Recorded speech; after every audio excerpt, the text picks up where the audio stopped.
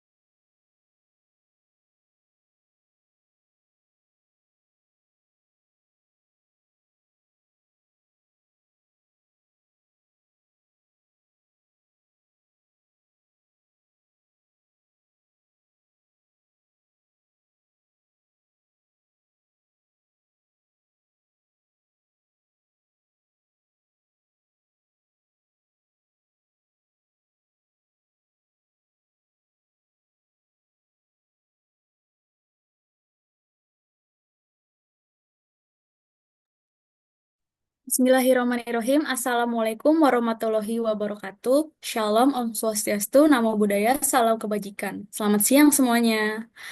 Nah, pasti teman-teman belum kenal nih sama saya. Maka ada pepatah nih yang mengatakan bahwa jika tak kenal, maka kenalan dulu. Perkenalkan, saya Mahaya Gita Siregar dari Universitas Diponegoro selaku moderator pada acara ini. Kami ucapkan selamat datang pada acara diskursus akademik dan bedah buku dengan tema Harmoni Pengelolaan Sumber Daya Alam dan Pembangunan Berkelanjutan.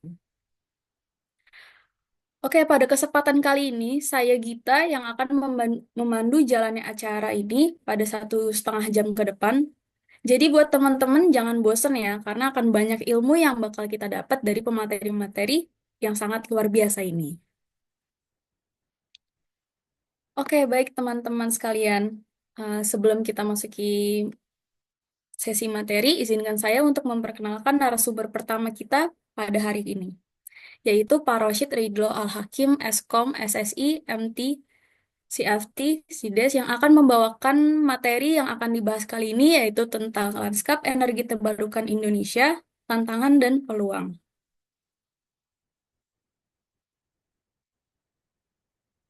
Selamat sore semuanya. Terima kasih Mbak Gita.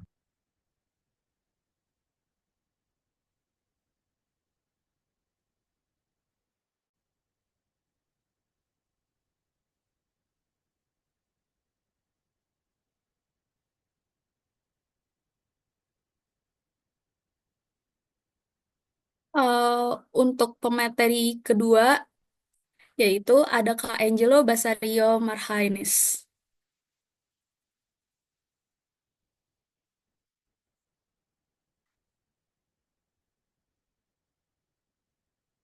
Dan untuk pemateri ketiga yaitu Anfah alias Chairunisa. Halo semuanya, selamat sore. Selamat sore Gita. Selamat sore Kak.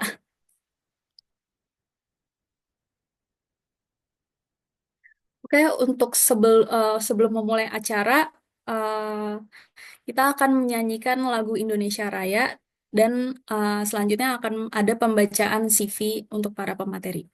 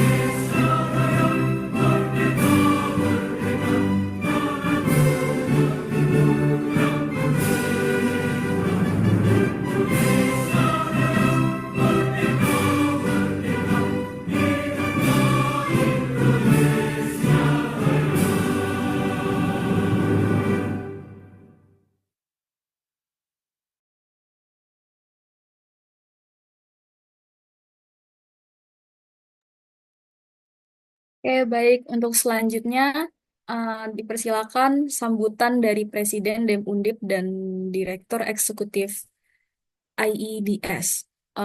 Untuk Presiden DEM Undip dipersilakan.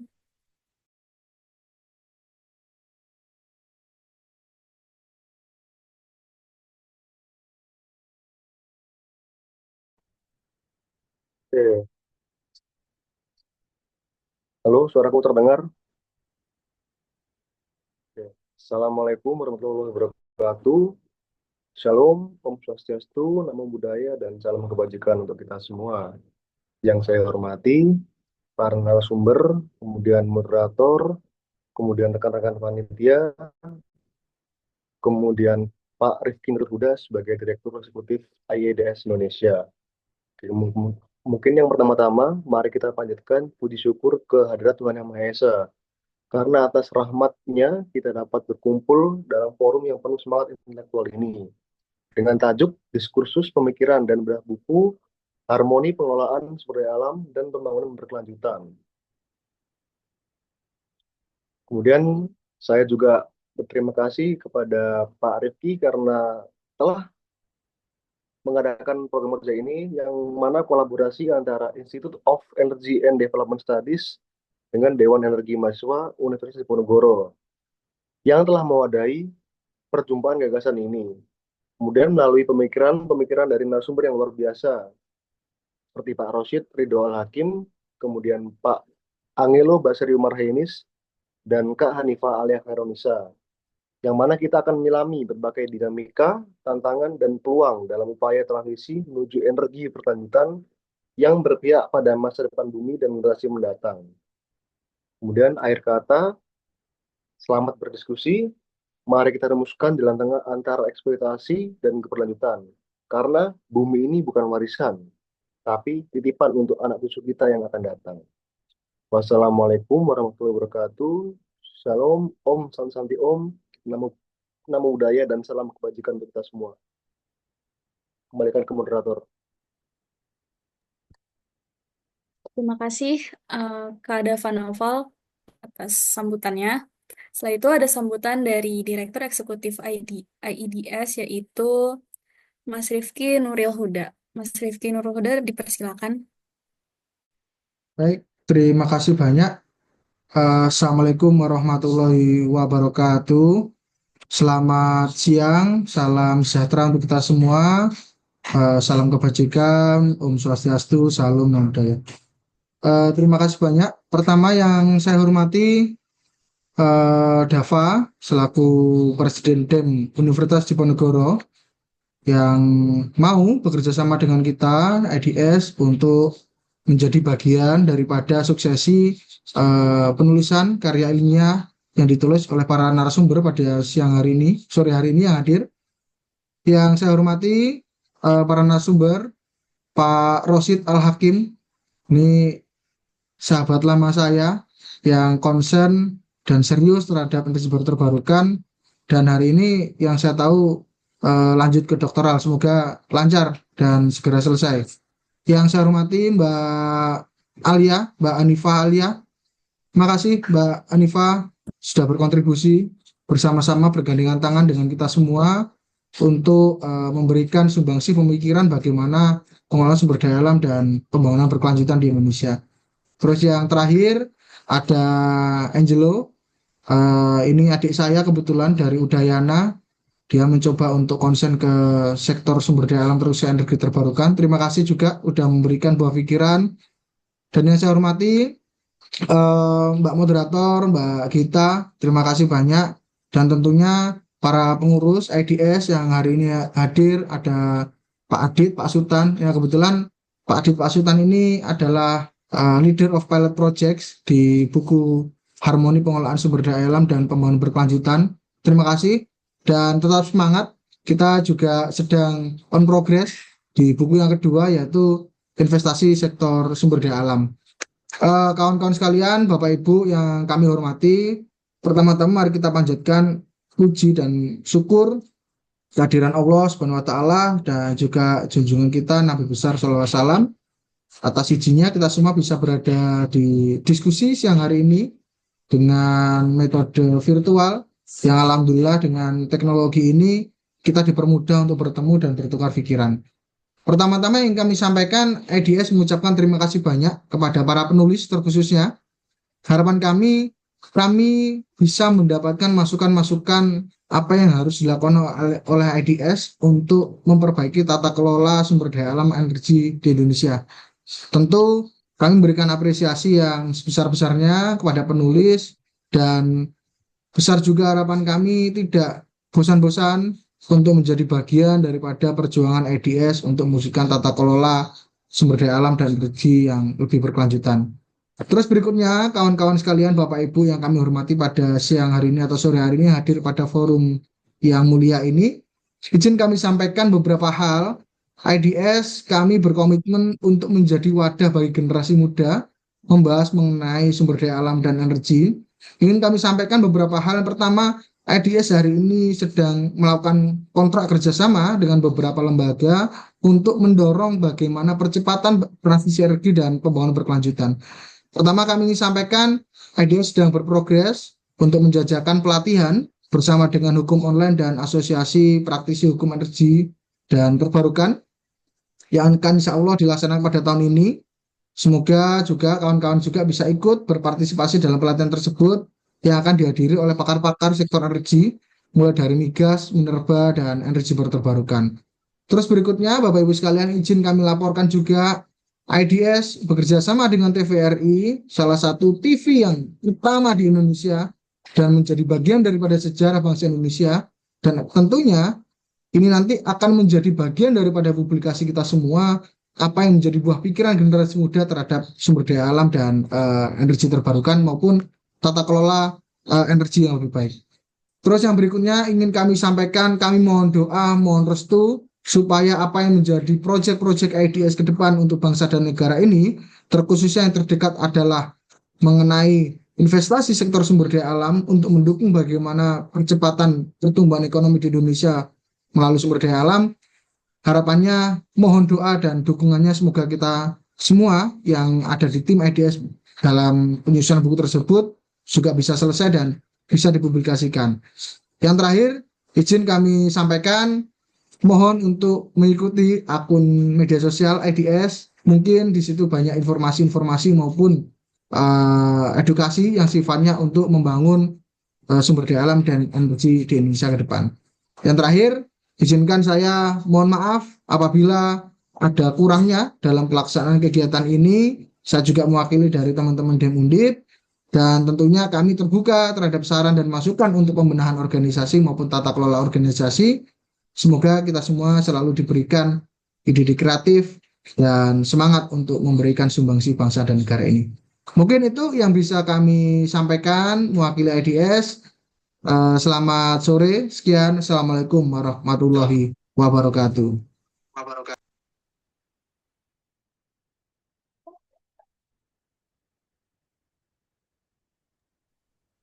Baik, terima kasih atas sambutannya Mas Rifki Nuril Huda.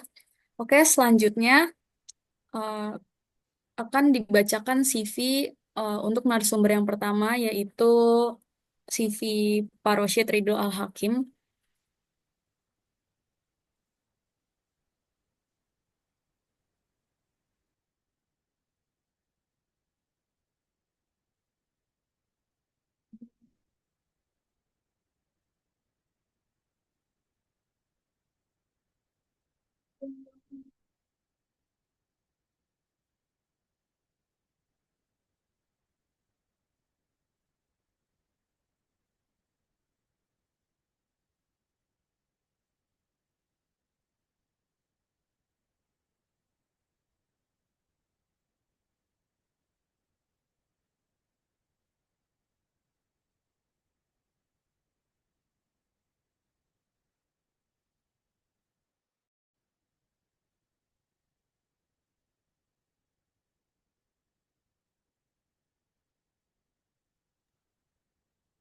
Oke, untuk CV dari Pak Rosyid Ridho Al-Hakim, saya bacakan. Beliau adalah seorang dosen di Universitas Harapan Bangsa sekaligus peneliti aktif di berbagai bidang seperti bioinformatika, kecerdasan buatan, hingga energi terbarukan. Pendidikan beliau sangat beragam dan multidisipliner, mulai dari informatika, biologi, lingkungan, hingga primatologi. Saat ini beliau sedang menempuh pendidikan S2 di IPB University dan baru menyelesaikan Magister Teknik di Jakarta Global University. Beliau juga pernah menjadi asisten peneliti di University Technical Malaysia Melaka, serta aktif menulis dan mempublikasikan karya ilmiah berskala nasional dan internasional. Tak hanya akademis, beliau juga aktif sebagai pembicara nasional dan internasional, reviewer jurnal, hingga peraih berbagai penghargaan seperti Best Presenter dan Best Paper.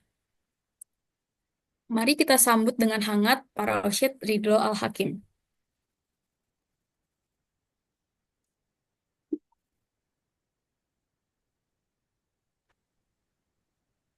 Ya, terima kasih Mbak Gita untuk pengantarnya. Mohon izin share screen dari saya ya. Oke, saya langsung mohon izin untuk share screen.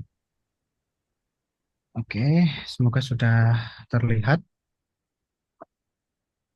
Ya, baik. Terima kasih banyak kepada Saudari Mahaya Gita Siregar untuk pengantarnya. Yang terhormat Bapak Direktur Eksekutif ini ya, Pak Rifki Nuril Huda, sahabat saya. Dari lama kita masih berkomunikasi, masih terus memperjuangkan apa yang harus kita perjuangkan, begitu ya Pak ya.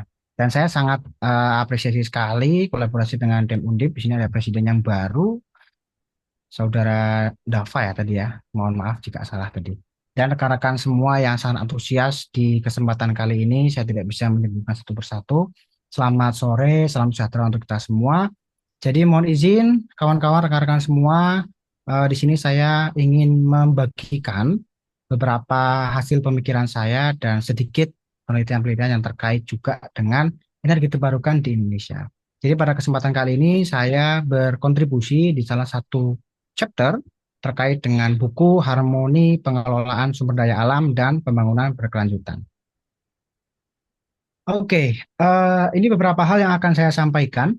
Yang pertama terkait dengan bagaimana Indonesia ini menyikapi adanya energi baru dan energi terbarukan. Atau kita nomenklaturi bersama-sama, kita sepakati pada kesempatan kali ini dengan EBED. Dan hal ini sejalan dengan upaya pemerintah Indonesia untuk mencapai bauran energi nasional. Ini kita akan singgung dalam pendahuluan. Kemudian kita akan memasuki sub-chapter dari bab saya selanjutnya terkait dengan bagaimana pemerintah Indonesia yang menunjukkan komitmen yang sangat kuat dan sangat konsisten terkait upaya konversi energi fosil ke energi baru dan energi terbarukan atau EBET. Kali ini kita akan kaji atau kita akan diskusikan bersama di bagian konversi energi. Kemudian terkait dengan hal yang fundamental dan di mana-mana selalu diperbincangkan terkait dengan tantangan. Indonesia tentunya mempunyai tantangan yang dari awal merdeka sampai hari ini pun ya, termasuk dalam bidang energi, terus-menerus akan ada yang namanya tantangan. Dan ini terkait dengan konversi energi fosil ke EBET. Dan juga bagaimana ketergantungan ekonomi yang cukup tinggi di bidang ini juga.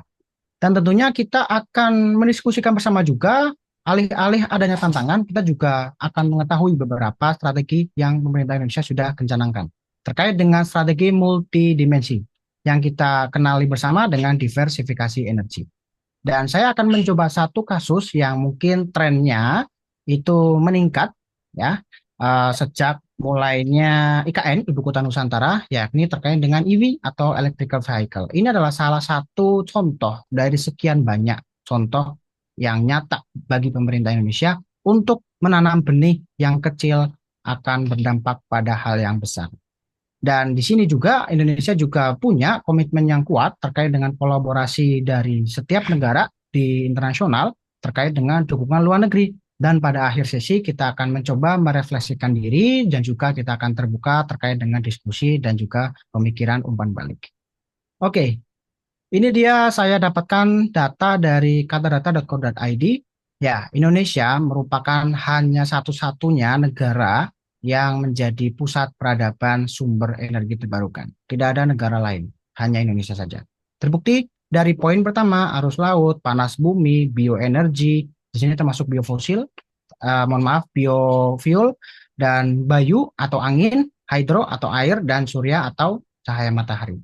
Ini sebagian data-data ini sudah beberapa implementasinya dari ujung Aceh sampai ujung Papua dan masih terus dikembangkan seiring dengan perkembangan infrastrukturnya.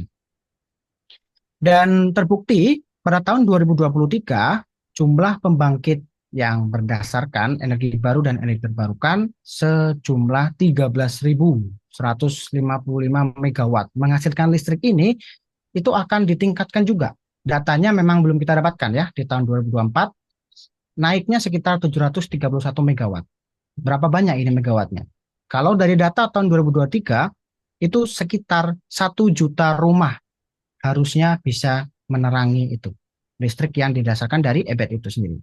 Dan juga hal ini sejalan dengan Indonesia yang mungkin 2045 kita akan nikmati bersama-sama, yaitu Indonesia Emas. Kita harapkan di situ juga sudah ada transisi energi dari energi tidak terbarukan menuju energi baru dan energi terbarukan. Kita nantikan bersama. Kesiapan Indonesia dalam rangka konversi energi dari fosil ke energi baru dan energi terbarukan, bagaimana pemerintah merealisasikannya? Yang pertama, pada tahun 2025, ya, tahun ini harusnya, itu sudah mencapai 23% secara nasional untuk bauran energi terbarukannya. Dan di tahun 2050, 5 tahun setelah Indonesia Emas, mencapai 31%. Kenapa angkanya sangat jauh dari 100%? Karena ini tidak semudah kita menerapkan KIP, menerapkan digitalisasi pada sektor pemerintahan dan sebagainya. Ini salah satu hal yang harus benar-benar effortnya luar biasa dari pemerintah sampai ke skala yang paling bawah. Dan ini tertuang dalam Peraturan Presiden tahun 2017 nomor 22 terkait dengan RUEN, Rencana Umum Energi Nasional. Dan sejalan dengan itu, pemerintah juga meningkatkan sumber daya manusianya. Tenaga kerja, para pekerja di Indonesia yang terkait dengan bidang energi baru dan energi terbarukan juga harus diimprove, harus ditingkatkan skillnya, ya. Dan di sini juga kita tidak lepas dengan yang namanya pendanaan. Mungkin nanti ada rekan-rekan narasumber dan teman-teman yang lebih ahli di bidang ekonomi, karena ini bukan bidang saya. Jadi ada namanya teori ataupun pembiayaan hijau namanya. Ya, jadi green economy ini terkait juga dengan mekanisme bagaimana investasi dan arus finansial terkait dengan energi baru dan energi terbarukan di Indonesia. Selanjutnya, tantangan Indonesia dalam mewujudkan konversi energi fosil ke EBET itu apa saja? Ada poin 6 yang saya coba ringkas dalam buku. Yang pertama, industri fosil. Kita tahu di Kalimantan paling besar, batu bara dan minyak bumi ini tidak pernah padam, ya. Kita terkenalnya itu di Kalimantan pasti ada industri fosil, pasti ada PLTU, uap. Dan ini juga terkait dengan kondisi geografis, di mana kita lihat Kepulauan Indonesia ini kalau dilihat peta memang lebih kecil dari Rusia. Tapi pada nyatanya ketika kita berjalan dari ujung Aceh sampai ujung timur Papua, itu lebih lama kita menelusuri seluruh wilayah negara Rusia di sana. Ya, jadi memang Indonesia sangat jauh dan juga kondisi geografisnya juga memerlukan effort yang tinggi untuk tantangan yang bisa kita kencanakan pemerintah untuk konversi energi fosil ke EBET. Kemudian terkait dengan energi storage, di mana-mana terkait dengan penyimpanan energi ini sesuatu hal yang tidak murah dan juga membutuhkan effort yang lebih dan juga investornya juga harus tepat. Sifat intermiten dari beberapa sumber energi itu tidak bisa menggunakan beberapa penyimpanan energi yang sudah lampau. Jadi harus dengan teknologi modern. Ini cost-nya cukup tinggi. Dan juga masih banyaknya saya jumpai, mungkin ada rekan-rekan di bidang hukum yang sangat ahli, kita bisa berdiskusi bersama terkait dengan masih banyaknya tumpang tindih regulasi terkait dengan EBET itu sendiri. Dan kita bicara biaya, kita bicara ekonomi, masih tinggi biaya investasi. Peralatan untuk mendirikan PLTS saja untuk satu kabupaten mungkin menghabiskan berapa. Belum biaya pemeliharaan, belum biaya pergantian, dan lain sebagainya. Ini perlu diperhatikan. Dan juga terkait dengan aspek sosial budaya.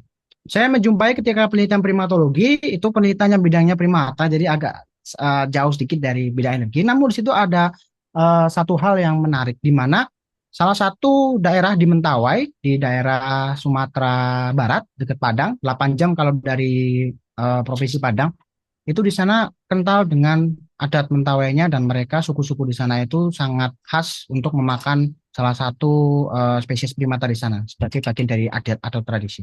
Dan FYI di sana itu menolak adanya jaringan terintegrasi dari PLN yang berasal dari gas alam maupun dari teknologi EBET yang lain. Hal-hal seperti ini yang akhirnya banyak dijumpai juga dengan dinamikanya sosial budaya di seluruh Indonesia. Ini perlu menjadi kajian ataupun hal yang menjadi bagaimana kita menyelesaikan tantangan ini. Selanjutnya, Indonesia dalam menghadapi cekaman energi tidak terbarukan secara global. Kita mungkin mendengar berita terkait dengan invasi Rusia ke Ukraina, itu juga berdampak secara tidak langsung ke Indonesia. Hal ini kita coba separate dalam 5 poin. Yang pertama, diversifikasi sumber energi.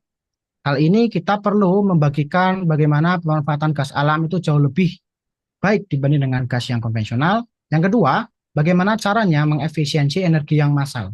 Jadi seluruh Indonesia, seluruh rumah tangga, seluruh sektor, pendidikan, rumah sakit, kesehatan, dan sebagainya itu bisa paham bagaimana cara menggunakan energi secara efektif, secara efisien.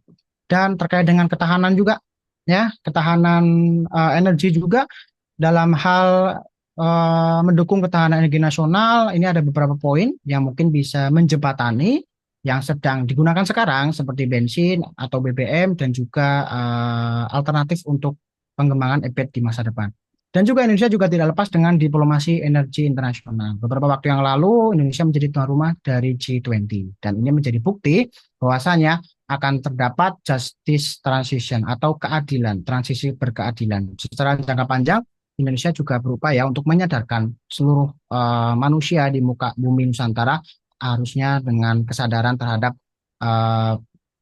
pemanfaatan energi dan juga penggunaan energi yang baru dan terbarukan alih-alih dengan energi yang tidak terbarukan. Kita ambil satu studi kasus yang mungkin saya angkut dalam penulisan chapter book saya.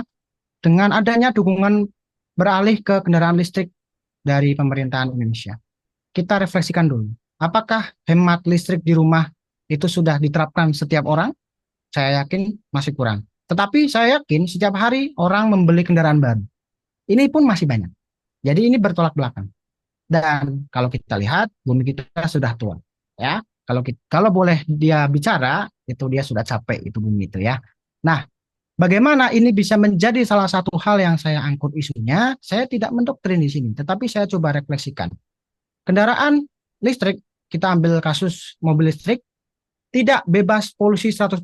Tetapi pada prinsipnya kendaraan listrik ini menggunakan sebagian ataupun keseluruhan energi yang dari mana saja. Oke, katakanlah kita menggunakan kendaraan listrik, kita menggunakan baterai. Nah, apakah hanya itu? Tidak.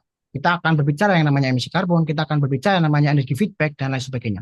Itu adalah hal yang mungkin ketika diterapkan dalam skala massal dan masif, mungkin akan menjadi solusi. Kita lihat nanti di perkembangan tahun-tahun berikutnya. Sebagai contoh, misalkan kita punya 40 kWh atau baterai salah satu kendaraan listrik, dan kita cas untuk 1 kali penuh. Ya, kita menghabiskan biaya sekitar 98.000, 100.000 kembali 2.000 perak, ya mungkin 1.000 berapa ratus ya. Karena kita punya acuan untuk PLN sendiri per kWh-nya 2.400-an. Dan ini bisa menempuh jarak 300 km.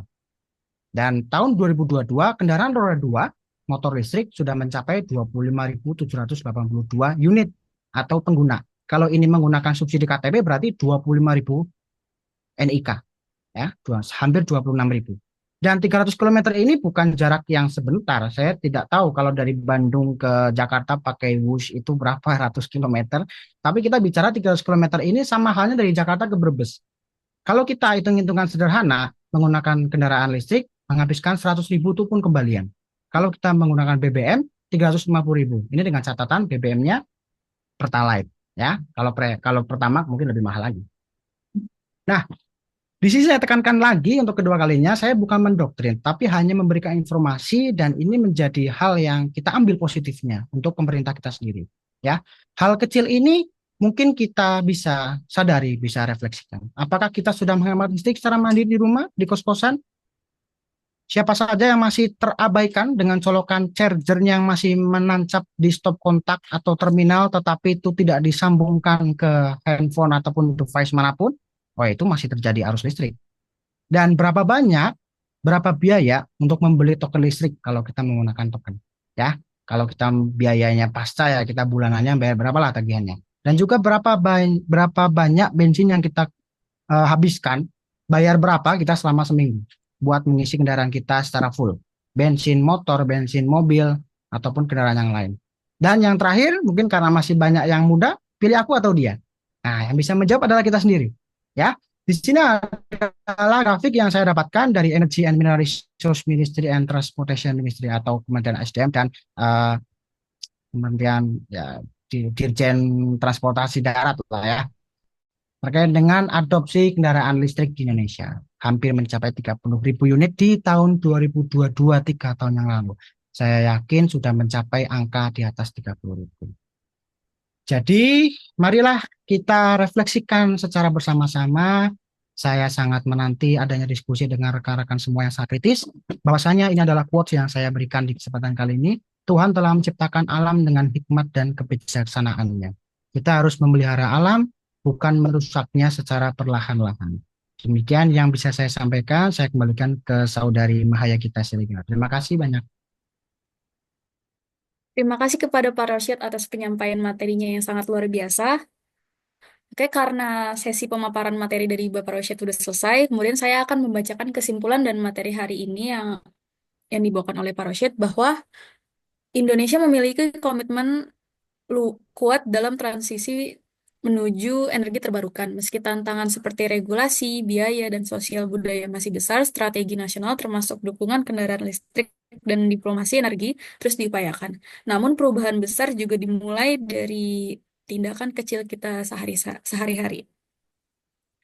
Oke, untuk pemaparan materi selanjutnya, izinkan saya memperkenalkan narasumber kedua kita, yaitu Kak Angelo Basario Marhainis yang akan membawakan materi membumikan ujung kincir Nusantara, masa depan energi terbarukan di kepulauan. Untuk Kak Angelo, dipersilakan. Oke, baik. Terima kasih saudara-saudari sebangsa setanah air, teman-teman juga yang tercinta. Mungkin karena memang ada teman-teman yang masih mahasiswa juga, saya juga bagikan salam kemerdekaan kita. Merdeka, hidup mahasiswa, dan juga sebelum saya memulai pada hari ini, izinkan juga saya memperkenalkan terlebih dahulu diri saya. Saya Angelo Basario Marianis Manurung. Saya sebenarnya backgroundnya juga dari psikologi dan sebenarnya di sini saya juga masih belajar untuk teman-teman semua. Jadi dalam hal-hal apalagi di sini judulnya diskursus ya, ya saya mengedepankan bagaimana nanti diskusi-diskusi interaktif baik nanti di sesi ini ataupun nanti di luar sesi ini. Baik, untuk itu saya ingin memulai dari satu kata, yakni bagaimana membumikan. Mana dia? Ada yang bocor ya? Oke, nggak apa-apa. Ya, ya. Membumikan. Gimana sih memang yang dianggap membumikan ini kadang juga di dalam ahli-ahli akademisi masih terkadang salah kaprah. Ada yang mengatakan membumikan ini adalah menjatuhkan, kok bumi itu diinjak ya jadinya jelek dong gitu atau hal-hal negatif. Tapi dari saya dan memang saya belajar kepada para ahli-ahli yang menurut saya itu adalah betul seperti dalam filsafat validilisme. Membumikan ini bukan sekadar yang memang membawa gagasan ke ranah praktis saja. Gitu. Membumikan ini adalah bagaimana sebuah proses mendalam untuk menjalin hubungan memang harmonis antara cita-cita yang memang tinggi dengan realitas yang ada di bumi ini. Bagaimana bisa mengakar, bagaimana memang bisa tumbuh dalam konteks budaya, dalam konteks lokalnya, dan dalam konteks juga kehidupan bermasyarakat dan bernegara. Dan maka dari itu, saya coba menghidupkan kembali kata-kata membumikan ini di dalam penulisan saya yang masih terlampau banyak kritikannya, yakni membumikan ujung kincir Nusantara, masa depan energi terbarukan di kepulauan. Oke, next.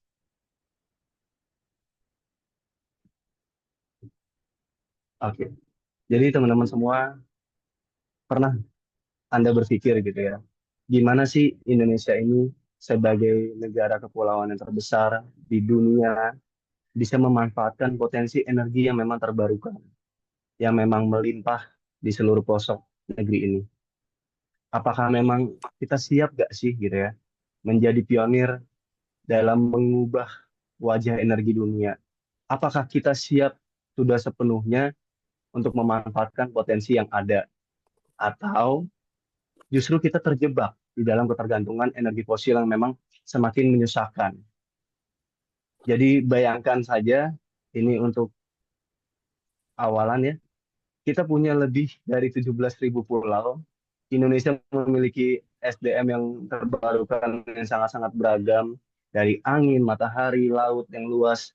Tapi memang dari potensi terbesar inilah, kalau memang kita lihat dari capaian pemerintah, kita harus lebih detail lagi untuk bagaimana kritik konstruktif juga ke diri kita dan juga kepada government sendiri. Kenapa memang ada kesenjangan besar antara memang potensi dan kenyataan ini? Dari sinilah memang tulisan saya dalam pertanyaan-pertanyaan inilah yang memang akan kita gali lebih dalam. Gimana sih memang energi terbarukan ini bisa menjadi memang solusi untuk vision kita supaya memang lebih hijau, lebih berkelanjutan tentunya untuk Indonesia sendiri. Next slide.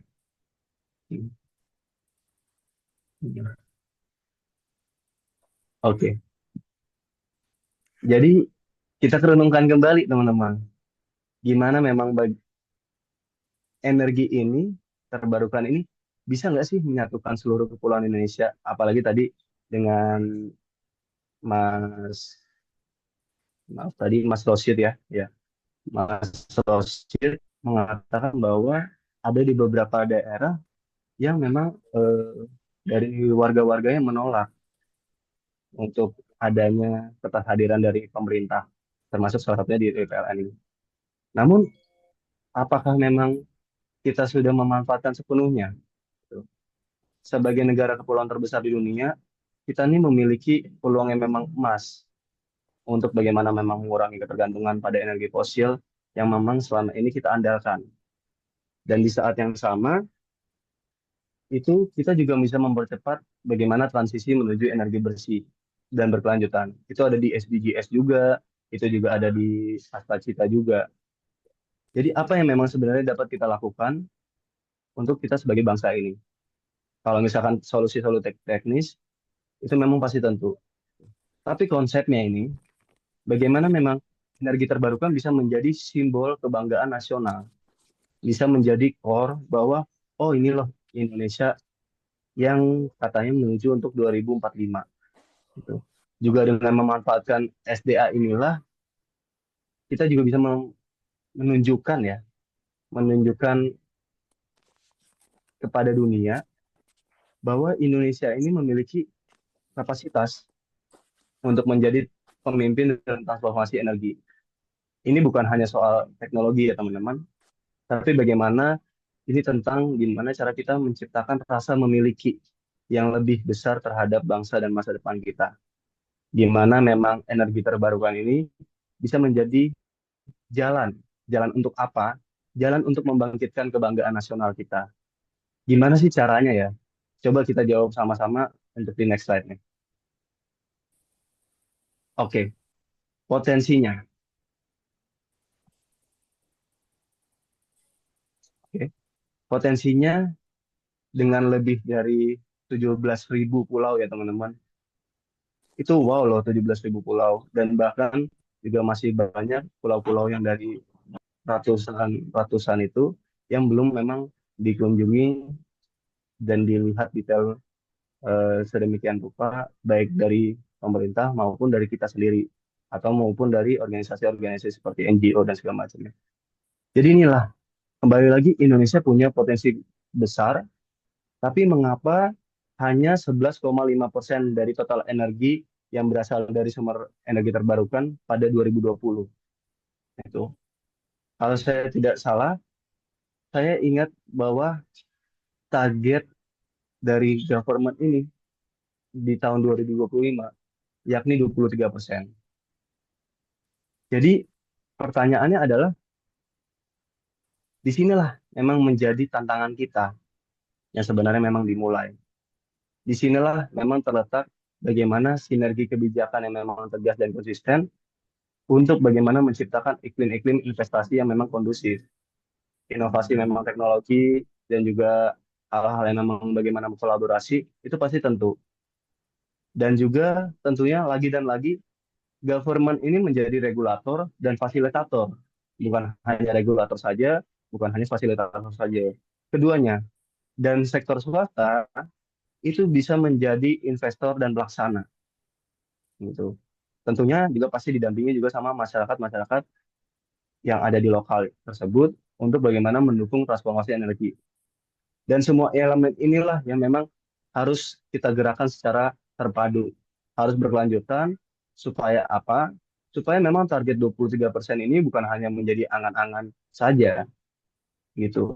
Bukan hanya sekedar menjadi impian, tapi ya insya Allah ini bisa menjadi realitas yang memang nyata dan juga bukan berdampak positif buat masyarakat di Indonesia aja, tapi untuk di teman-teman masyarakat di dunia gitu.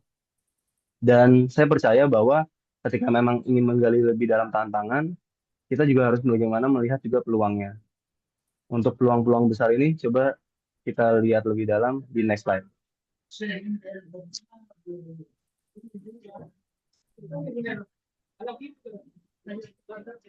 Baik, dari sinilah fundamental norm yang ada di penulisan chapter book saya pribadi, bahwa saya melihat dari value norm.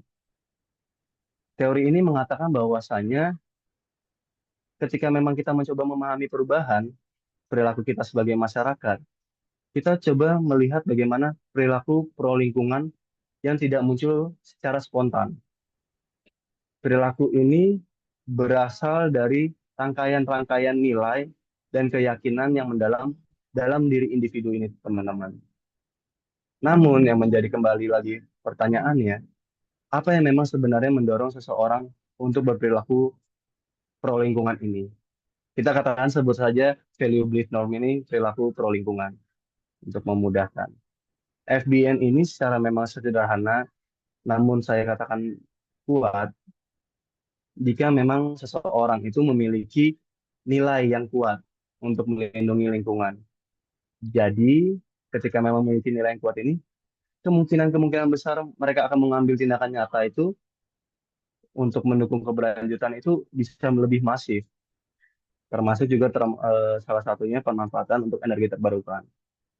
Nah, hal inilah yang memang melampaui bukan hanya sekadar kesadaran, bukan hanya sekadar tentang pengetahuan, tapi inti dari perilaku tersebut, di mana memang terletak pada keyakinan pribadi, di mana memang terletak pada norma sosial yang memang terinternalisasi di dalam diri individu ini sendiri.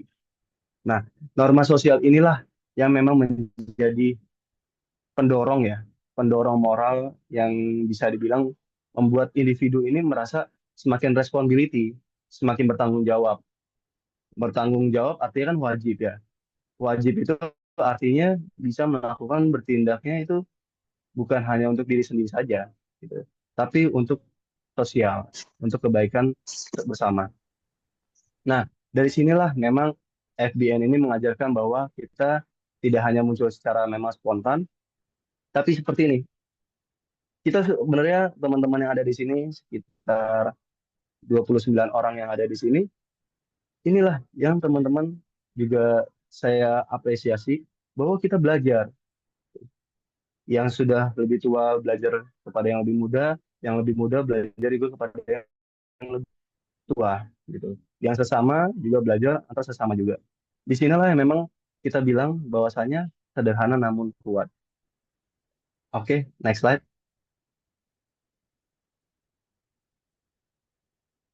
Oke, di sini kita lanjut kepada tantangan ya, teman.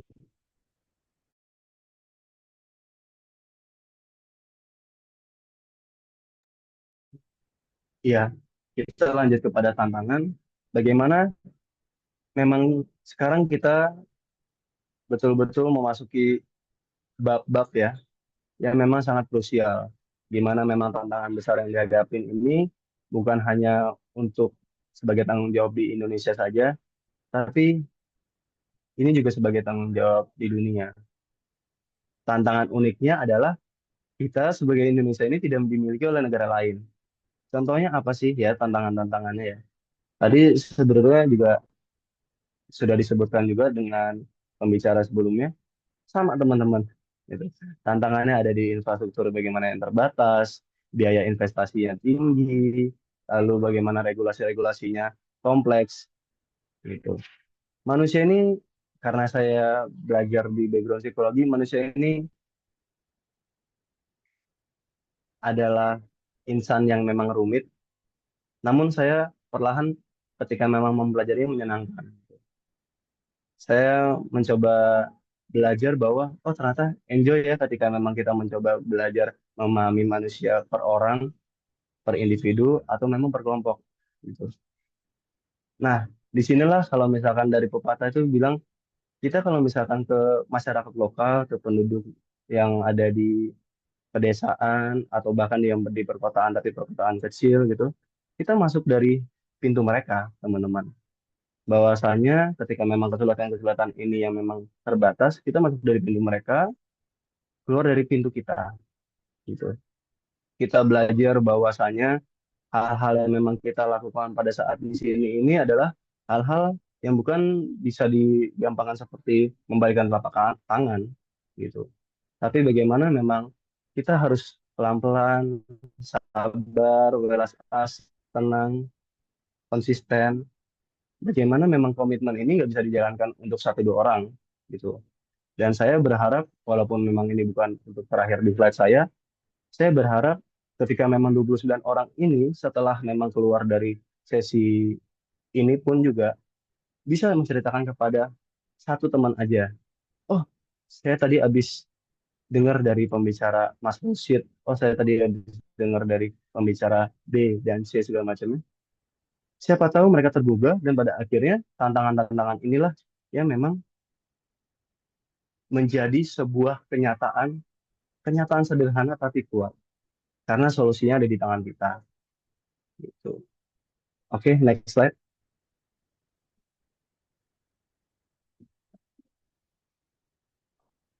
Oke, kita melihat bagaimana kesempatan-kesempatan memang peluang inilah yang tadi saya sudah contohkan.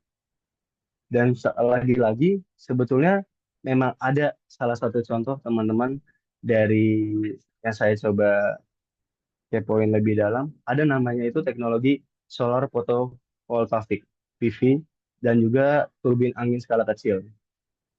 Nah, ini telah terbukti memang cocok untuk diaplikasikan dan efisien untuk anggarannya di wilayah-wilayah memang terpencil dan memang juga sudah dijangkau. Dan itu sudah dijalankan waktu lalu di Pulau Sumba gitu.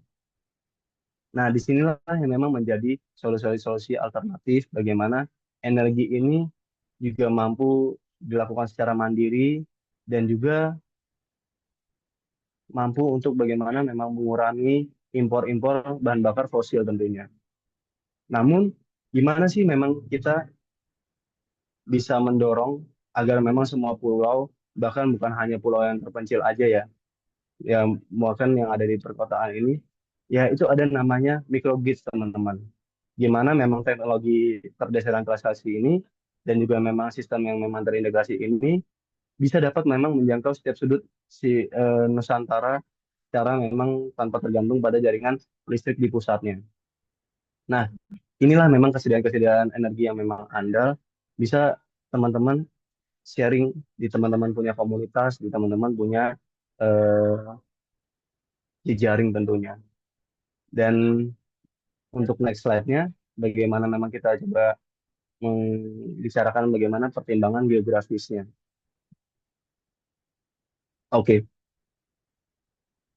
pertimbangan geografis ini sangatlah menarik teman-teman.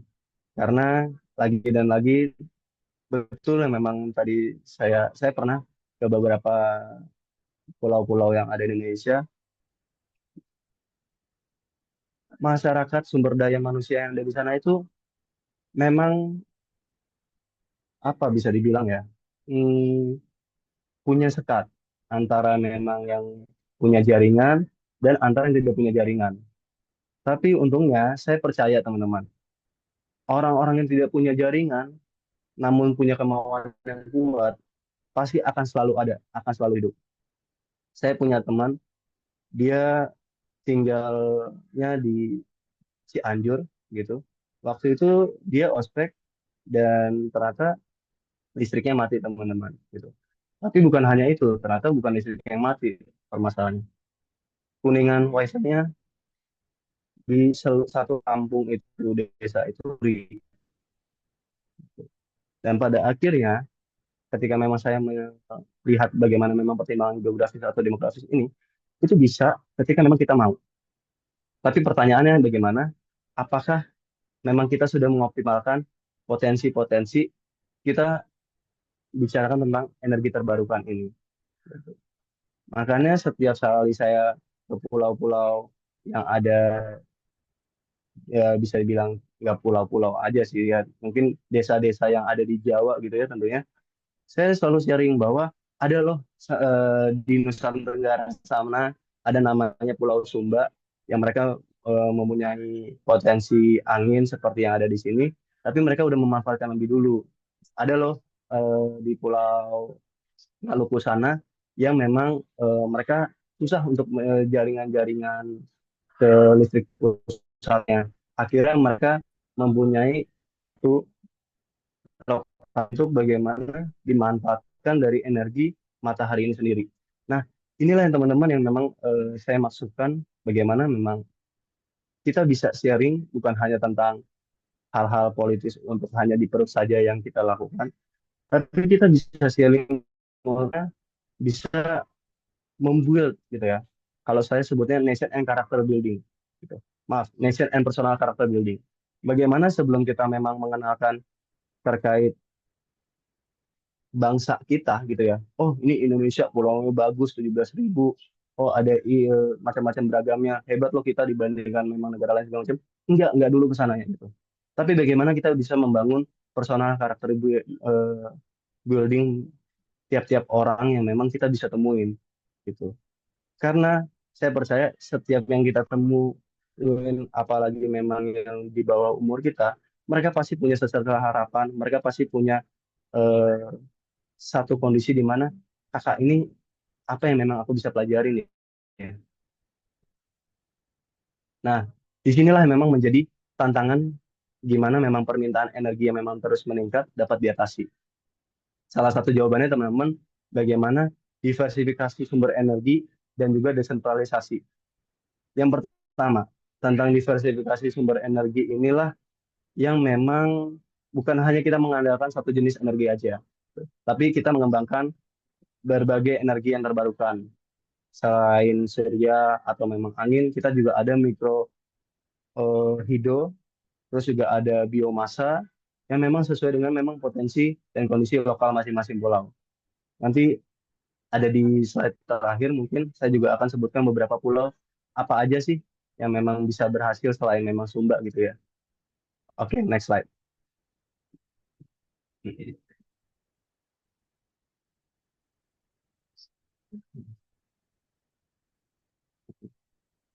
Oke, mungkin sedikit lagi. Saya, nah ini pulau-pulaunya teman-teman. Salah satunya ada ini Sumba Iconic Island, Island maaf. Di sinilah memang sudah dibuat dari tahun 2019, lalu perlahan dilanjutkan juga di tahun-tahun selanjutnya.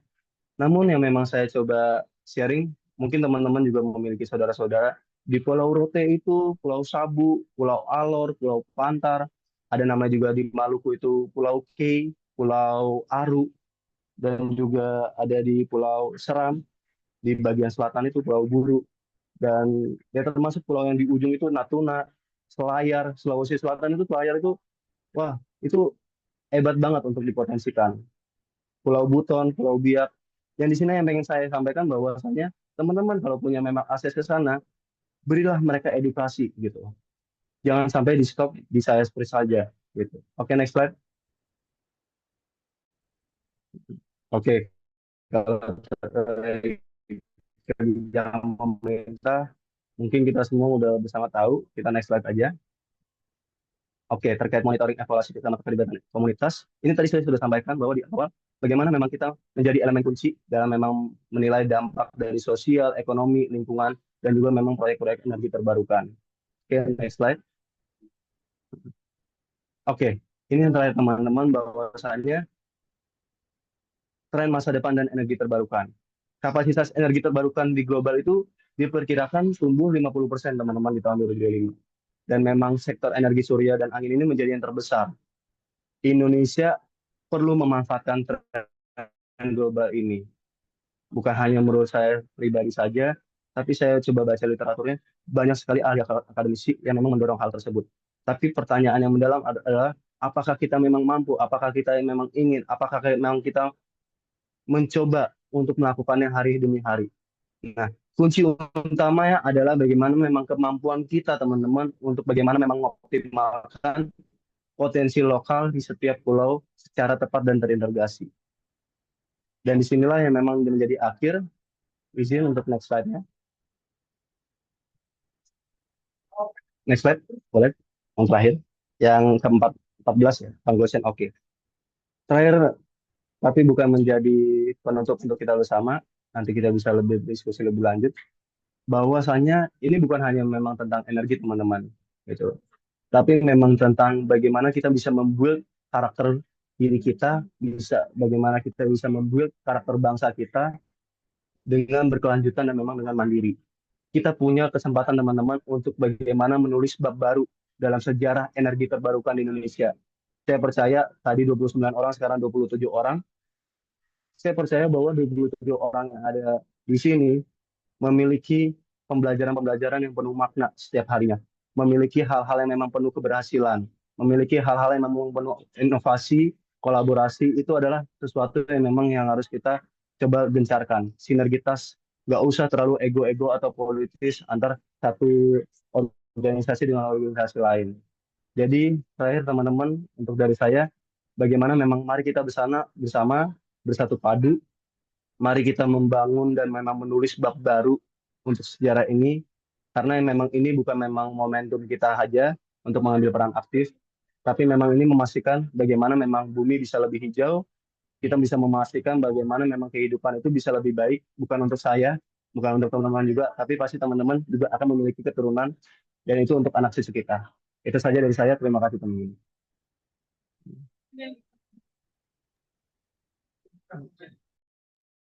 Terima kasih banyak kepada Kak Angelo atas penyampaian materinya yang sangat luar biasa. Oke, karena sesi pemaparan materi dari Kak Angelo sudah selesai, saya akan membacakan kesimpulan dan dari materi Kak Angelo yang dibawakan hari ini.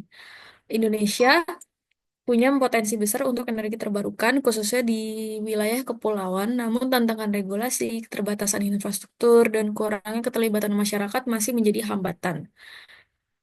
Maka melalui kolaborasi dan nilai kolektif dan kebijakan yang tepat, transisi menuju energi bersih bisa jadi kekuatan untuk pemersatu bangsa. Oke, untuk selanjutnya, izinkan saya memperkenalkan narasumber ketiga kita hari ini, yaitu Kak Hanifah Alia Syahronisa, yang akan membawakan materi mengenai dinamika kebijakan penanaman modal asing terhadap energi baru terbarukan. Oke, untuk sebelumnya saya akan membacakan CV dari Kak Hanifah. Saat ini beliau menjabat sebagai Junior Associate di Journalist and Pontoon Law Firm dengan fokus utama pada proses Initial Public Offering atau IPO, Merger and Acquisition atau M&A,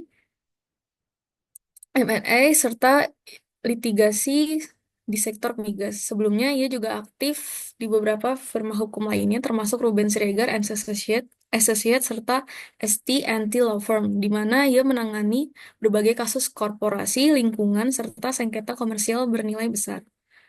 Beliau juga menyelesaikan pendidikan sarjana di Fakultas Hukum Universitas Pajajaran dengan spesialisasi di bidang hukum pidana. Dan selama kuliah, beliau aktif dalam organisasi kemahasiswaan termasuk Kepala Divisi Riset Hukum dan pemenang berbagai lomba debat hukum tingkat nasional. Mari kita sambut dengan hangat Kak Hanifah Alia Syarunisa. Waktu dan tempat dipersilakan. Baik, terima kasih Gita. Apakah suara saya terdengar? Oke, Sudah, baik. Kak. Oke, terima kasih untuk slide-nya. Oke. Halo, selamat sore semua.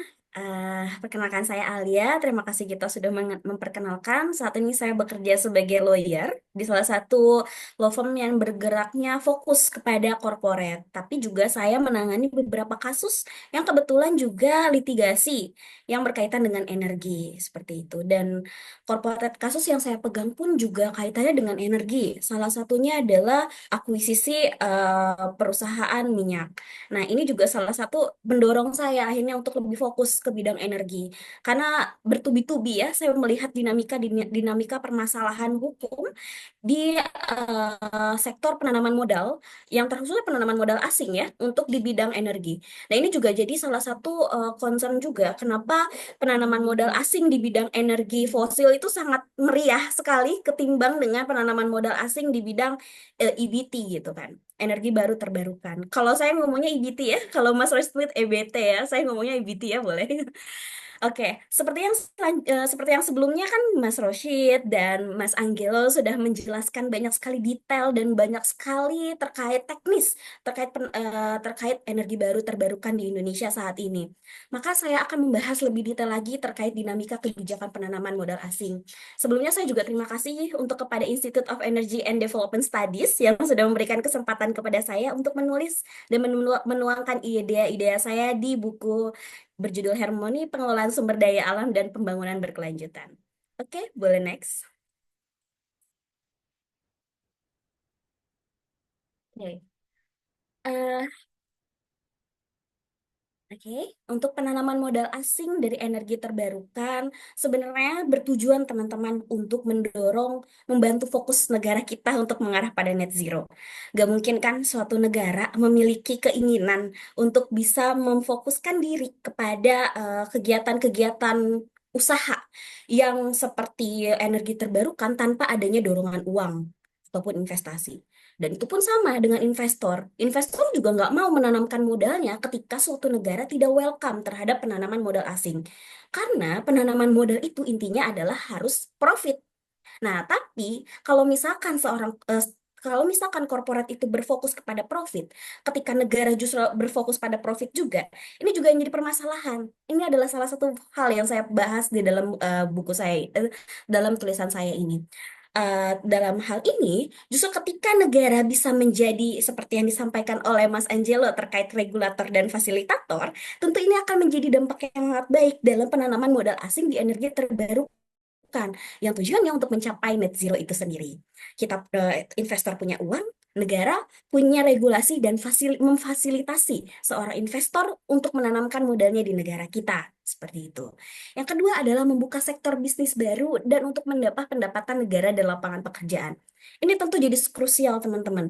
Ketika kita bisa mengeksplorasi dan mengeksploitasi dengan berkelanjutan, tentu dampaknya akan sangat panjang. Tidak hanya dampaknya kepada pendapatan negara, tapi juga berdampak kepada masyarakat yang tentunya memiliki kesempatan untuk akhirnya bisa bekerja di bidang-bidang energi terbarukan. Seperti mungkin Mas Angelo ataupun Mas Roshid ataupun orang teman-teman yang di sini semuanya memiliki fokus di bidang lingkungan ataupun energi terbarukan, tentu ini akan juga salah satu sebagai orang-orang yang akan sangat diandalkan di bidang energi terbarukan nantinya ketika penanaman modal asing ini semakin banyak di Indonesia. Seperti itu. Next.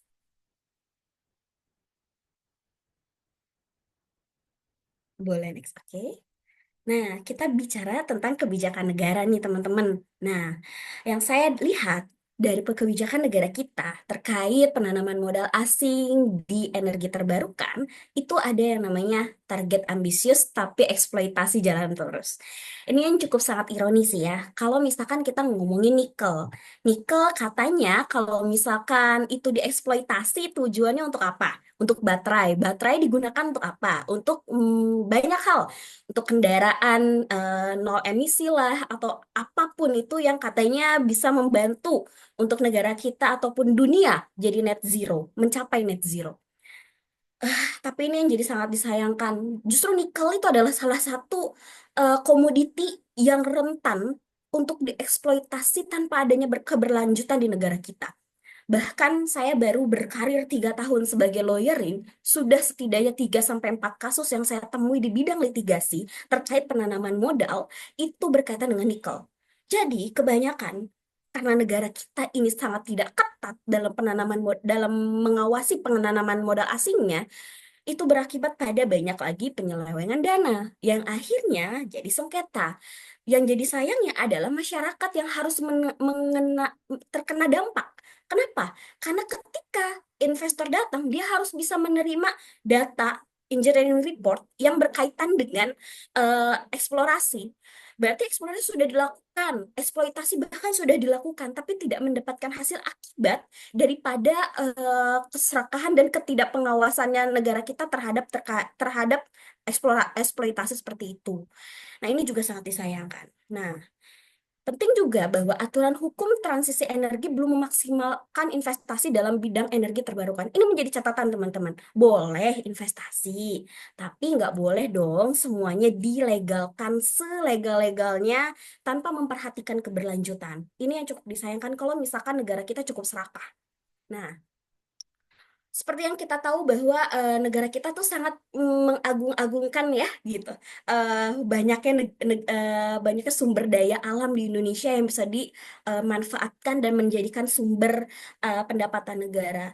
Cuman kalau misalkan kita tidak bisa memberikan aturan hukum yang ketat dan jelas, boleh eksploitasi, tapi kita harus tahu keberlanjutannya seperti apa.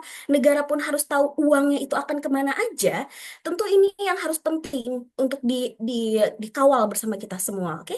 Nah, penting juga jadi catatan bahwa penanam modal asing itu nggak mau melakukan investasi apabila tidak adanya goodwill. Dari negaranya ada semangatnya nggak? Dari negaranya adakah penjaminan dari investasi yang akan dilakukan benar-benar untuk memberikan manfaat? Ya kita kan juga nggak tahu ya apakah penanam modal asing semuanya baik gitu yang tujuan untuk berkelanjutan. Tapi setidak-tidaknya kita sebagai negara yang eksploitasi, kita sebagai negara yang istilahnya mendapatkan investasi itu justru harusnya punya pengawasan lebih untuk memastikan bahwa dana yang diinvestasikan itu jelas tujuannya seperti apa gitu lagi. Nah, yang kedua adalah masih kurangnya ahli di bidang energi terbarukan. Nah, ini juga penting untuk kebijakan negara kita.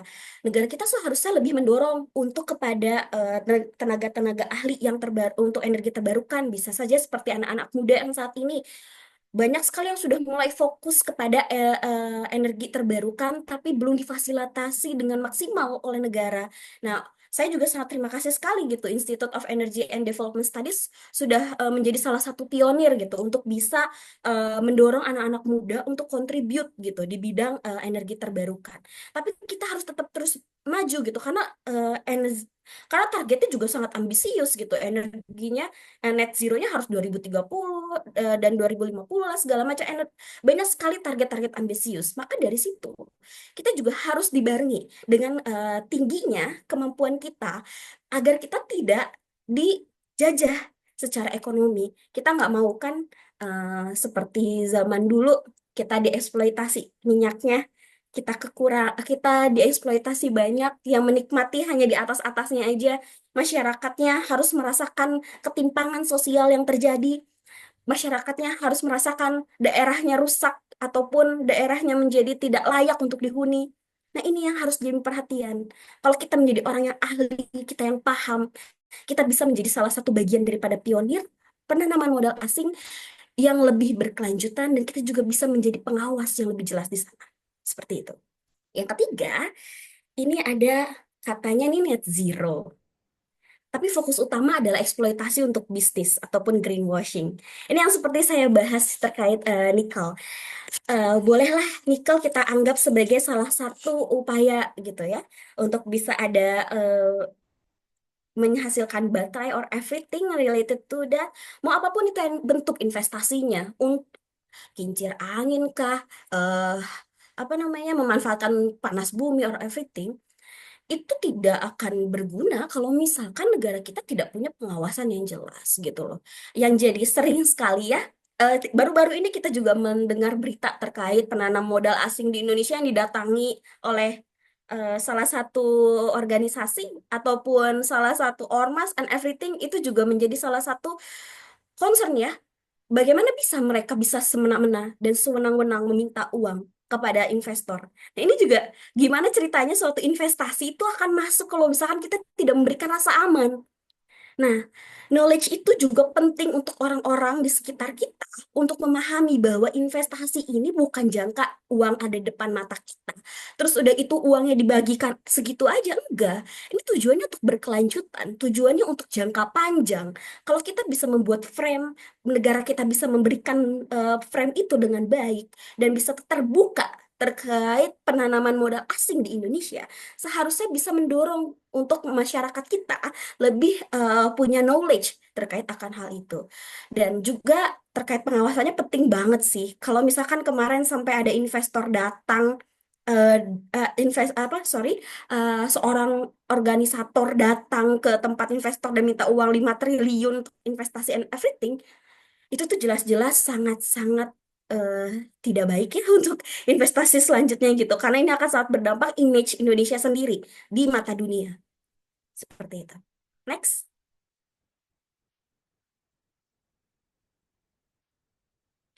Oke, terkait PMA versus dan PMA energi fosil. Ini sangat disayangkan sekali ya, saat ini masih sekali banyak investasi di bidang energi fosil yang lebih didorong untuk dibuka ya oleh negara kita sendiri. Contohnya aja batu bara, teman-teman. Batu bara itu izinnya semakin lama semakin dipermudah. Siapapun bisa punya izin itu, bahkan ormas yang bahkan kita mungkin harus mempertanyakan siapa ahlinya di sana. Kita juga nggak tahu mereka punya ahli atau nggak di sana gitu loh.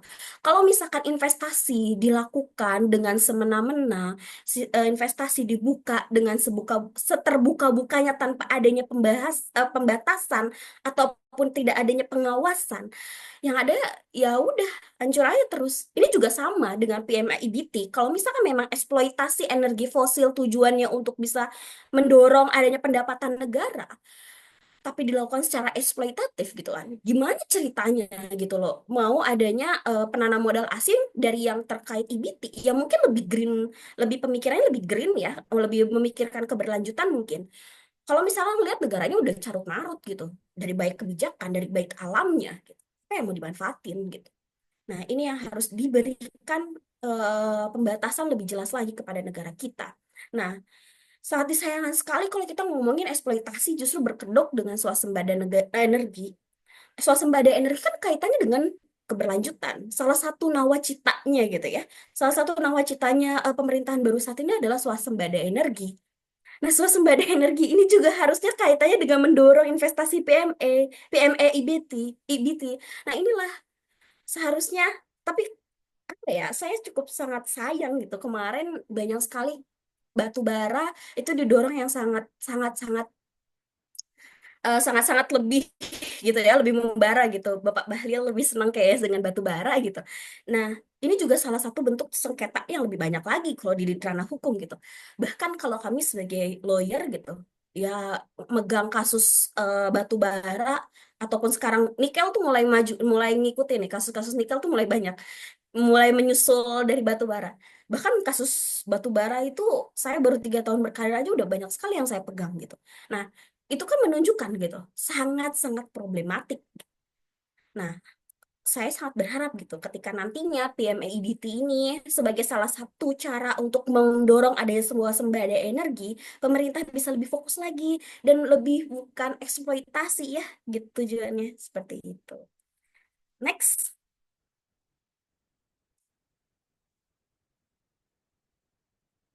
Oke. Jadi negara kita tuh harus ngapain sih? Oke, dalam buku ini sebenarnya kurang lebih saya membahas terkait negara juga harus ngapain. Nah, salah satunya adalah membuka PME-IBT dengan aturan yang memprioritaskan dampak keberlanjutan. Boleh kok PME, boleh kok investasi untuk IBT, tapi negara kita harus jelas nih saringan investasinya seperti apa. Investor kan bisa minta apa aja. Uang itu sama dengan trading something. Kita tukar. Apa yang ditukar? Entah itu energinya, apa hanya energinya saja, atau lebih daripada itu. Kita harus pastikan kita jangan sampai jadi tempat sampahnya dari negara-negara lain. Enak negara lain, udaranya bersih. Negara kita justru jadi Jadi pengap, jadi makin panas, semakin eksploitatif lingkungannya, banyak yang tercemar. Mau bentuk PME-nya apapun, kalau negara kita tidak punya saringan, kita berpikirnya bukan hanya gini, kadang yang jadi kesal saya ya, entah kenapa, eh kalau di mata investor, ketika mau mau melakukan investasi, aturan di Indonesia itu dianggap ribet. Tapi ribet di bagian administratif aja. Kalau sudah investasi, lolos tuh semuanya yang berkaitan izin dan lain-lain, sisanya tuh kurang ada pengawasan. Itu yang jadi bahayanya gitu loh. Kalau misalkan dari atas disaring, tapi di bawahnya tidak disaring lagi, tidak diawasi lagi, percuma. Kita punya izin apapun itu juga percuma. Makanya dari itu dampak keberlanjutan itu kan gak hanya masuk OSS selesai gitu loh. Dari sana harus ada dampak lagi, harus ada pengawasan lagi.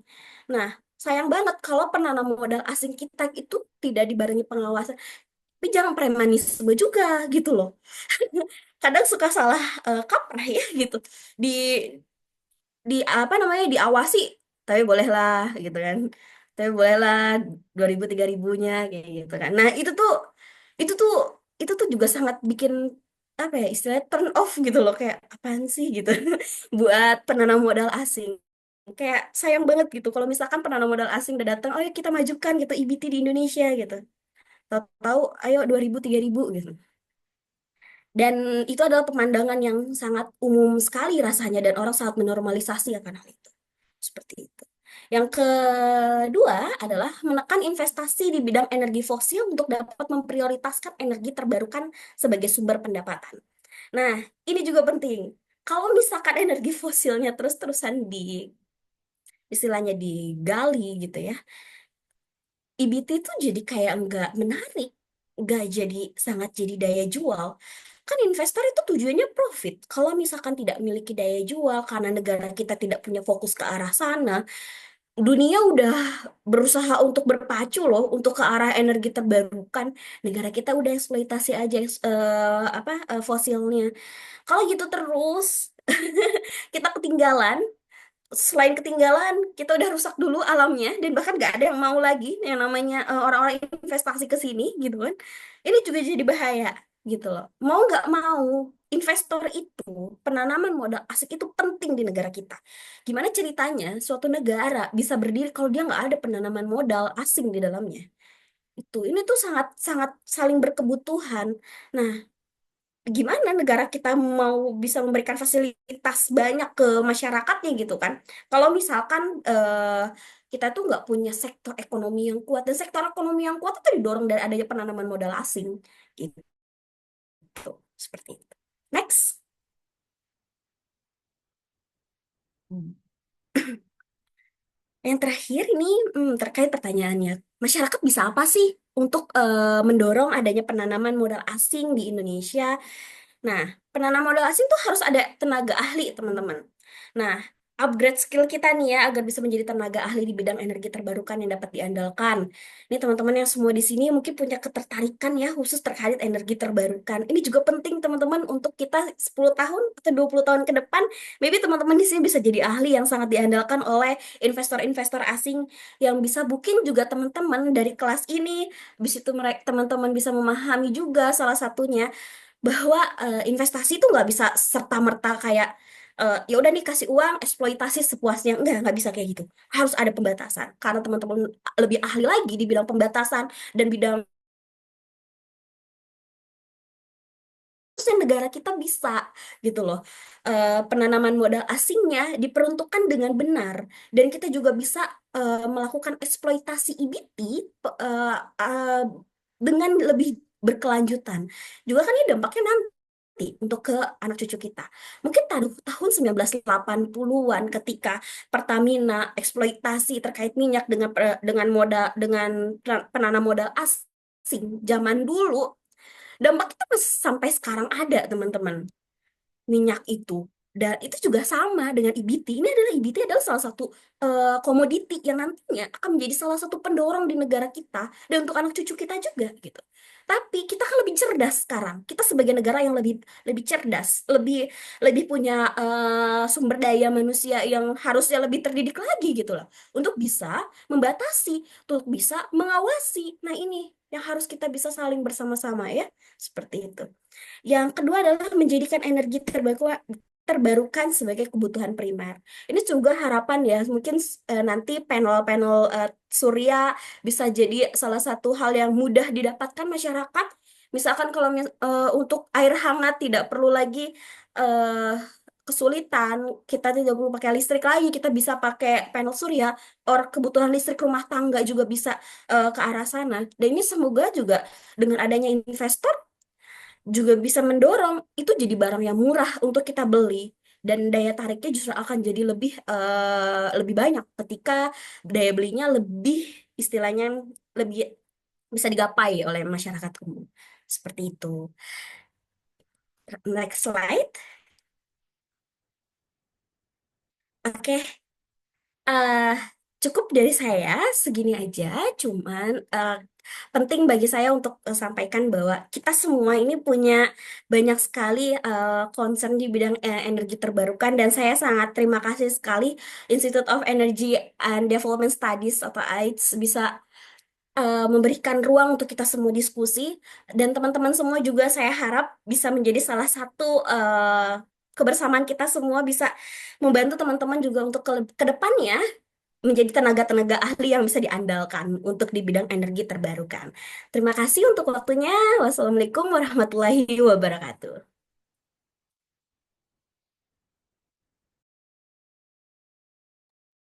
Ya, terima kasih banyak kepada Kak Hanifah Halia atas penyampaian materinya. Karena materinya Kak Alia sudah selesai, saya akan membacakan kesimpulan materinya. Bahwa investasi asing di energi terbarukan bisa mendukung target net zero Indonesia, namun masih banyak tantangannya seperti regulasi yang belum optimal dan dominasi energi fosil.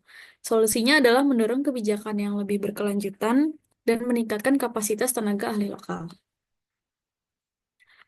Oke, teman-teman, untuk sesi selanjutnya adalah sesi tanya jawab. Yang mau tanya boleh raise hand atau mungkin di kolom chat juga bisa. Dipersilakan.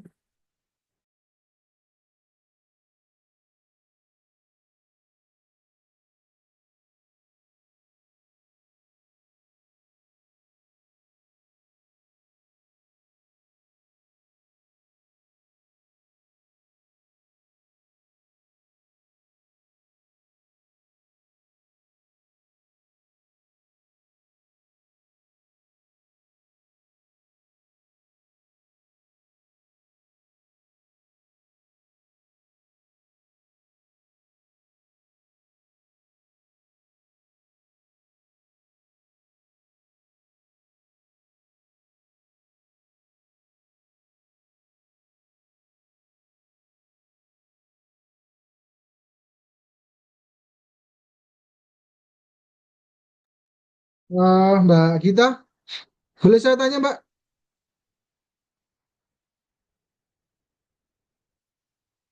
Ya, oke, makasih Mbak Gita. Salam hormat nih untuk para pemantik ya, narasumber yang bagian daripada penulis di buku IDS. Eh, Pembahasannya menarik. Yang pertama pembahasan mengenai EBT secara basically, terus habis itu bicara soal masyarakat, terus yang terakhir mengenai penanaman modal. Nah, ini yang menarik sebenarnya yang ingin saya capture yang terakhir ya, mengenai penanaman modal asing ataupun investasi itu. Karena menurut kami berbagai hal, terkhususnya eksploitasi maupun pembangunan itu sektor sumber daya alam dan sejenisnya itu membutuhkan investasi. Karena kita tahu semua energi ini kan pertama high cost, ya high tech, teknologi yang tinggi. Terus yang biasanya membicarakan itu ya orang-orang elit, orang-orang yang mereka itu punya kuasa, punya akses dan sebagainya. Itu sering kita diskusikan dulu dengan Rosid waktu kita masih mahasiswa di S1. Nah, ingin saya tanyakan dan ingin dapat pendapat nih dari para narasumber. bicara soal Indonesia hari ini kan, oke mungkin rezimnya hari ini adalah fosil, terkhusus quote and quote adalah batu bara. Kira-kira apa pandangan narasumber mengenai EBT? Ya, mulai dari kebijakan, pembangunan, hingga yang terakhir pembiayaan. Mungkin itu bisa diberikan pandangan oleh narasumber, karena eh, banyak sekali yang konsen mengenai transisi energi dan irisannya adalah perubahan iklim, rata-rata berhenti pada urusan regulasi dan kebijakan. Rata-rata berhenti kepada putusan-putusan politik yang kita tahu bersama, ya itu ada korelasi dengan rezim yang hari ini memang konsennya ke fosil. Kira-kira itu. Makasih Mbak Gita.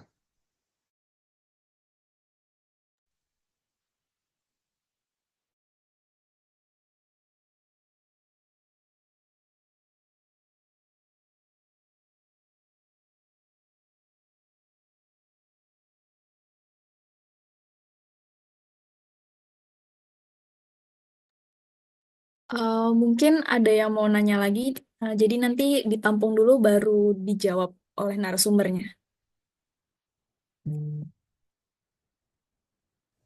Izin, Pak, boleh? Halo, Mbak Gita, izin.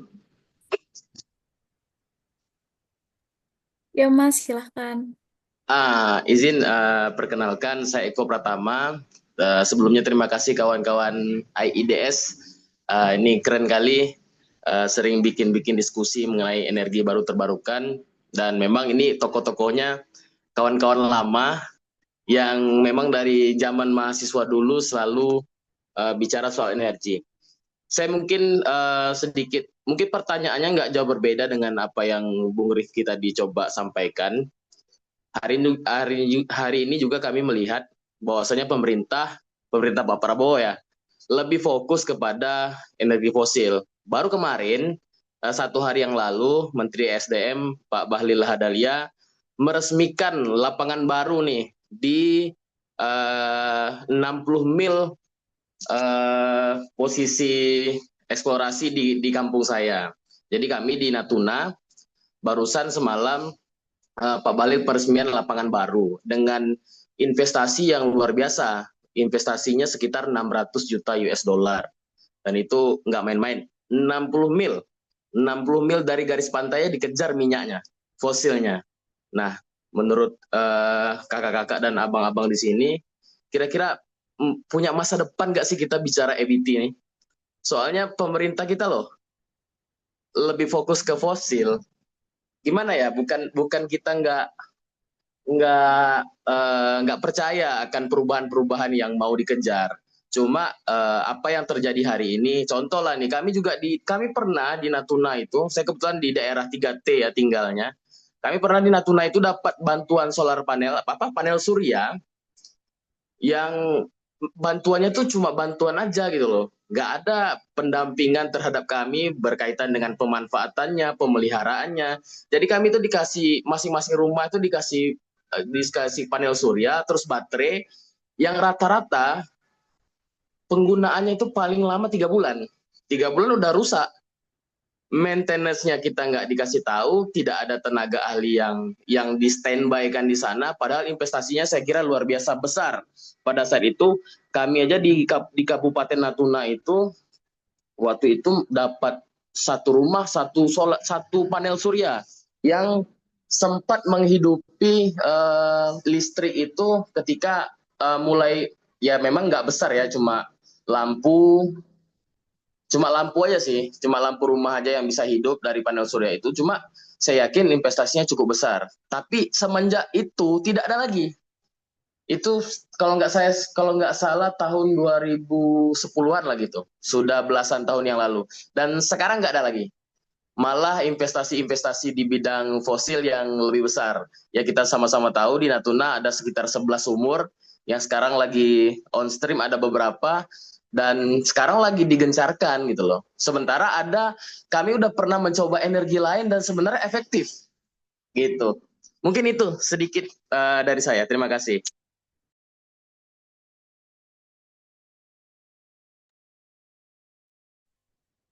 Terima kasih Mas Eko atas pertanyaannya. Untuk pertanyaan ketiga,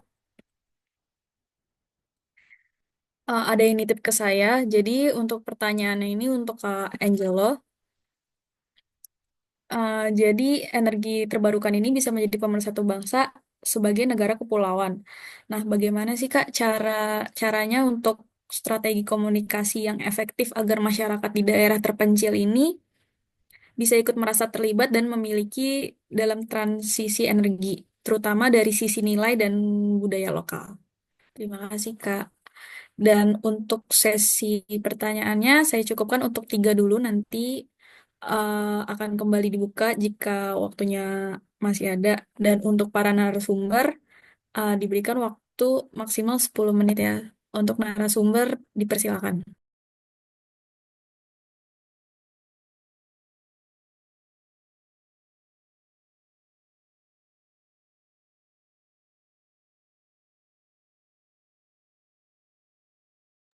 Halo. Ya, ini kebetulan pertanyaan terkait penanaman modal asing ya, baik Mas Raffi dan Mas Eko gitu ya. Saya izin jawab dulu ya Mas Rosyid sama Mas Anggelo gitu. Izin juga jawab karena kebetulan tadi saya membahas PME. Eh Mungkin ini bisa menjawab keduanya ya. Kenapa sih sekarang lebih banyak didorongnya ke fosil mulu gitu? Kalau saya sebagai orang legal ya memandangnya, karena gampang. Karena secara administrasi gampang. Administrasi gampang banget gitu loh. Kemarin saya akuisisi mo- untuk penanaman modal asing oil aja, itu saya bisa lakuin legal due diligence sendirian. S- Perusahaan oil loh.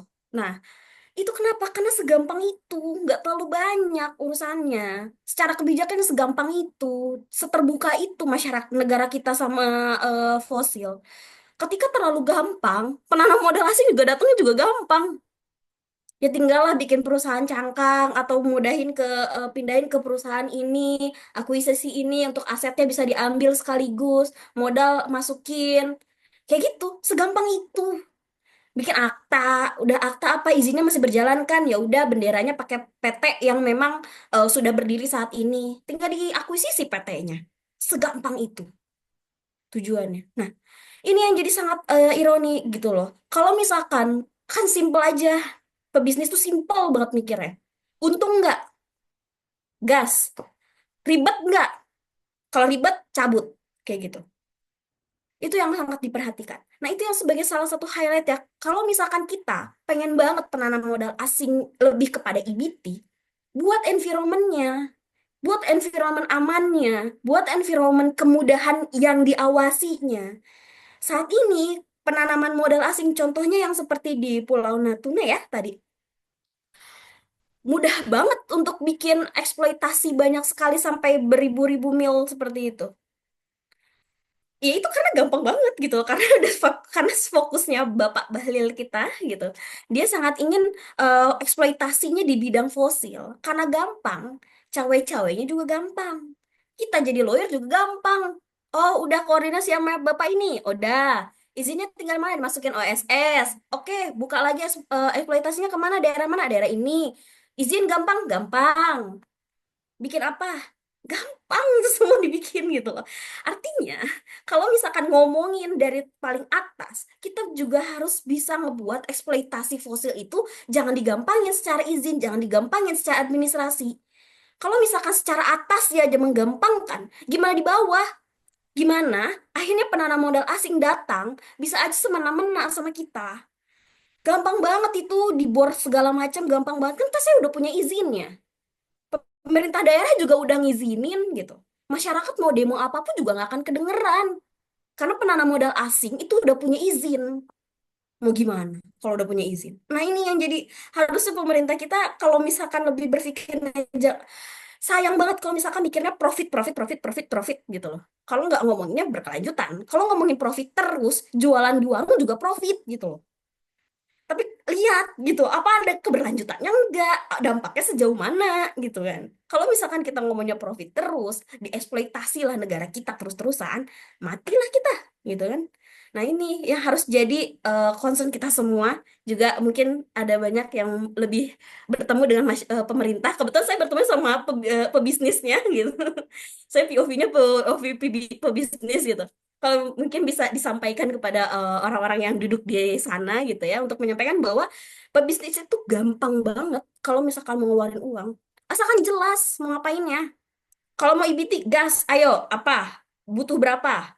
Butuh dampaknya gimana? Profit enggak? Regulasinya gimana? Ini harus dipastikan. Regulasinya dulu, Bang, gitu kan istilahnya. Makasih.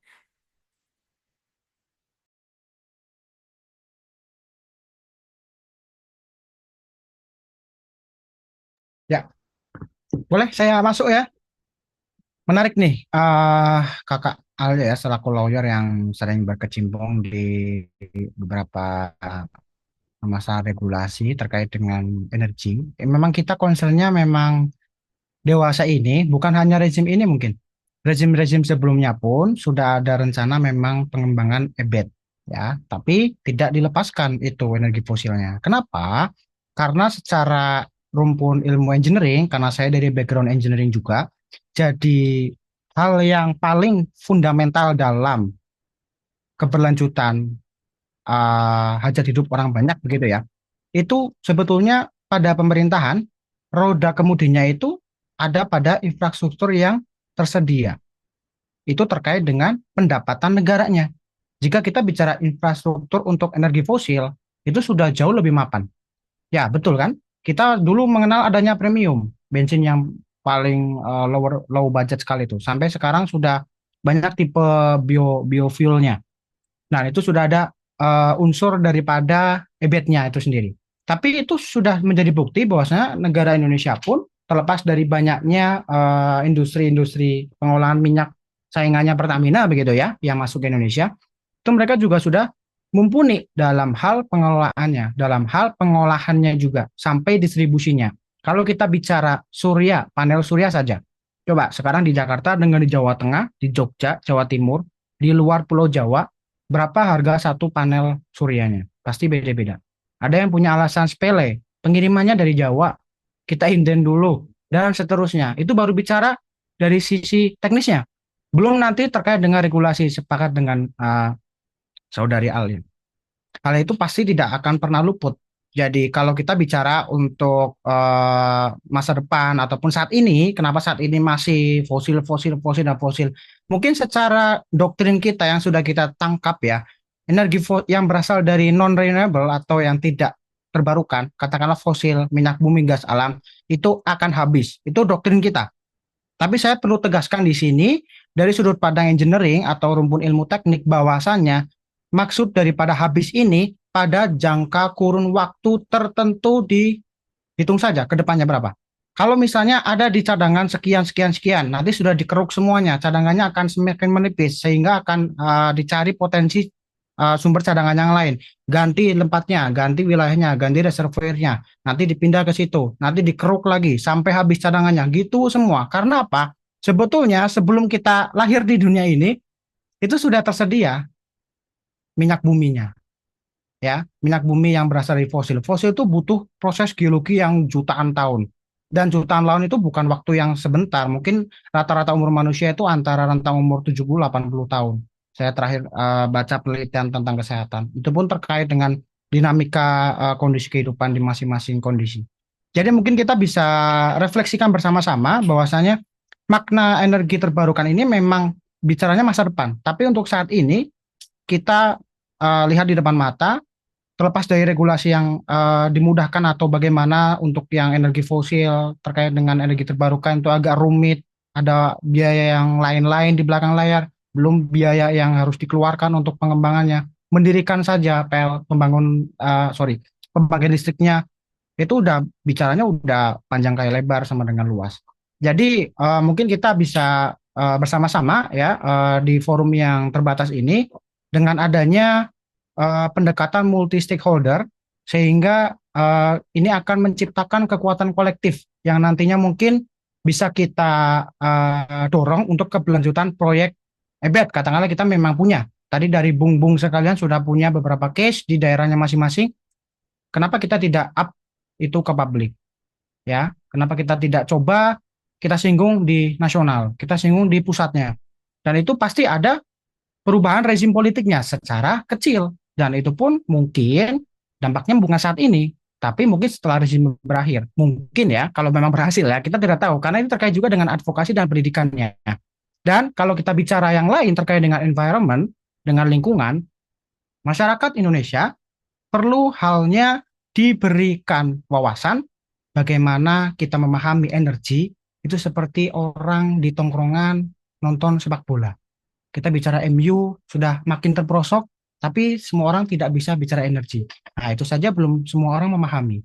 Jadi, hanya segelintir orang yang sadar, hanya segelintir orang yang paham, bahkan pemerintah pun dari jajaran kementerian yang mungkin dipilih oleh Pak Presiden untuk memimpin di bidang ini, itu, terlepas dari background-nya memang relate atau tidak, ya jangan jauh-jauh, masyarakat Indonesia saja belum memahami keseluruhan. Kalau bicara sepak bola, mereka nyambung semua.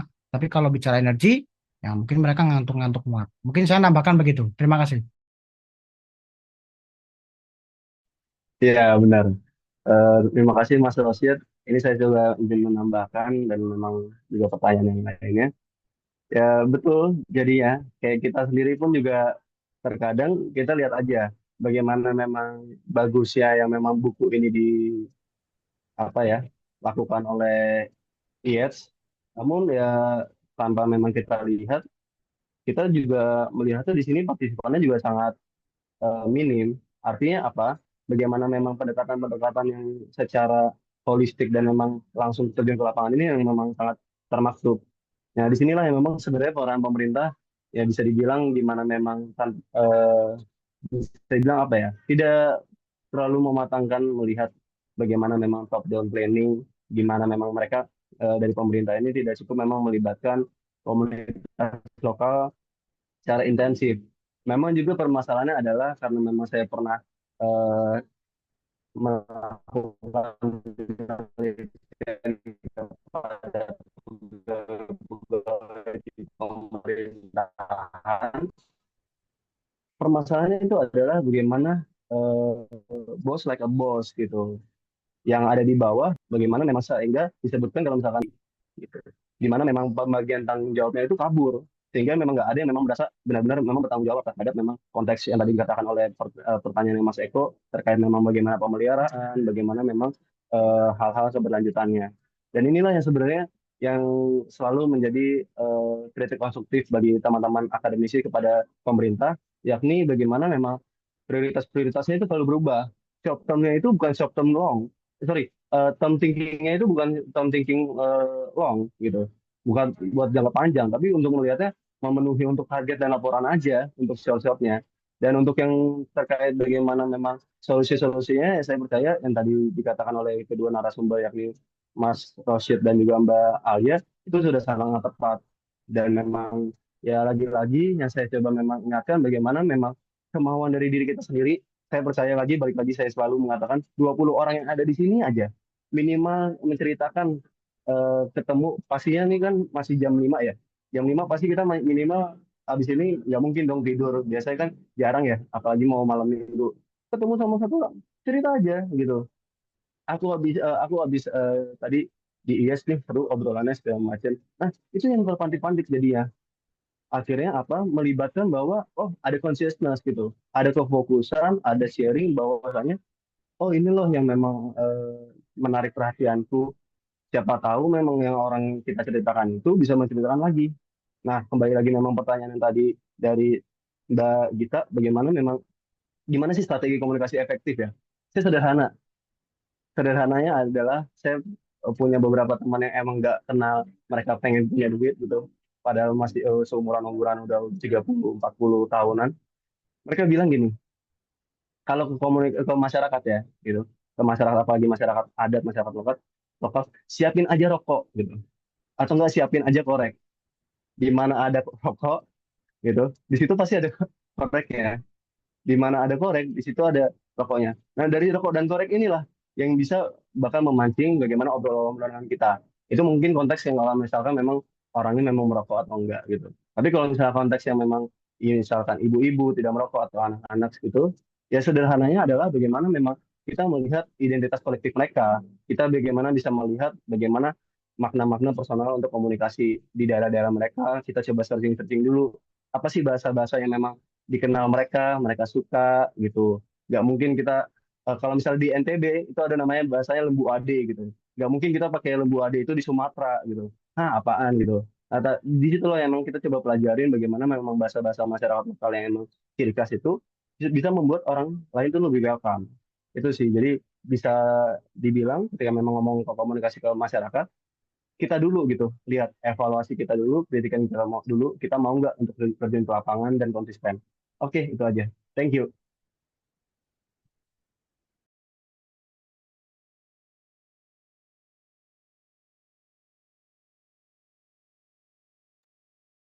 Oke, terima kasih kepada narasumber yang sudah memaparkan dan menanggapi pertanyaannya. Oke, karena sudah di penghujung acara, saya mewakili panitia mengucapkan terima kasih yang sebesar-besarnya kepada narasumber atas pemaparan dan ilmu yang sangat luar biasa, serta kepada seluruh peserta yang telah mengikuti sesi acara ini dengan antusias. Diskusi ini telah memberikan kita banyak wawasan tentang pentingnya peran kebijakan masyarakat dan nilai kolektif dalam mendorong transisi menuju energi terbarukan di Indonesia. Saya juga ingin menyampaikan permohonan maaf bila bila selama saya memandu acara ini terdapat kekurangan, kesalahan kata, atau hal yang kurang berkenan di hati teman-teman sekalian. Semoga pertemuan ini membawa manfaat dan menjadi langkah awal untuk aksi nyata di masa depan. Oke, sampai jumpa di kesempatan selanjutnya. Terima kasih. Wassalamualaikum warahmatullahi wabarakatuh.